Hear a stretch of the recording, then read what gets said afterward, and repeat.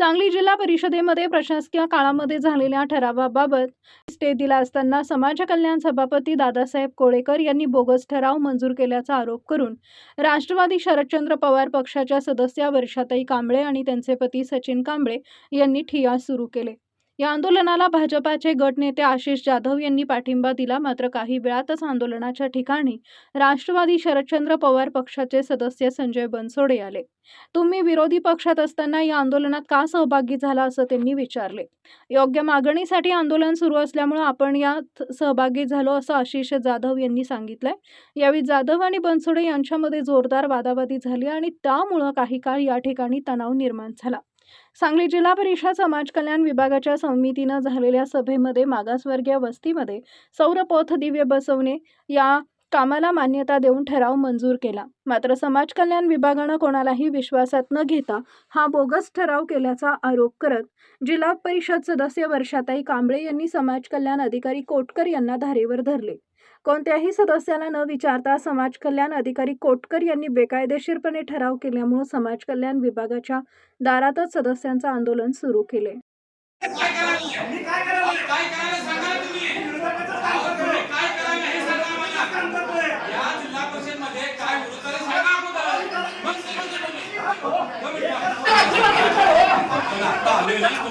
तुमच्या बाजूने आलोय का म्हणून आलोय तर तुमच्या बाजूने आलोय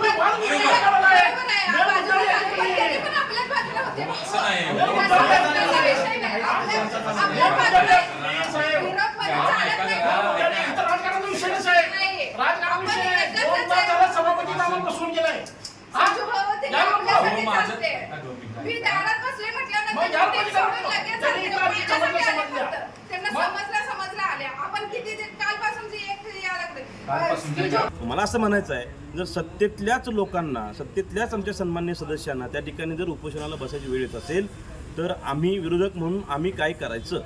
आज तशा खऱ्या पद्धतीनं जर बघायला गेलं तर महाविकास आघाडीचं सरकार या ठिकाणी जिल्हा परिषदेमध्ये काम करतं आहे। तर महाविकास आघाडी सरकारवरती भारतीय जनता पार्टीचे आमचे सगळे वरिष्ठ मंडळी कशा पद्धतीने बोलतात हे सगळ्यांना माहिती आहे। आम्ही कोणावरही वैयक्तिक टीका करत नाही।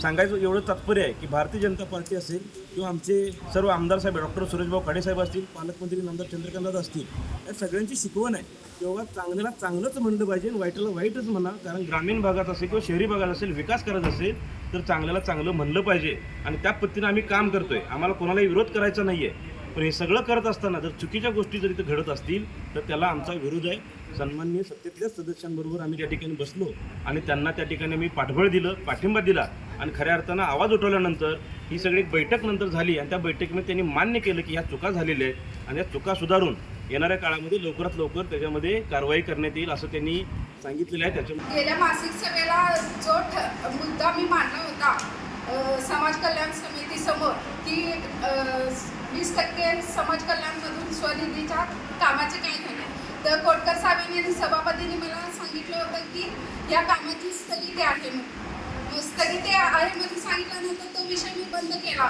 नंतर कालच्या समितीमध्ये त्यांनी ठराव पास केला होता, परस्पर ठराव बोगस घातलेला आहे।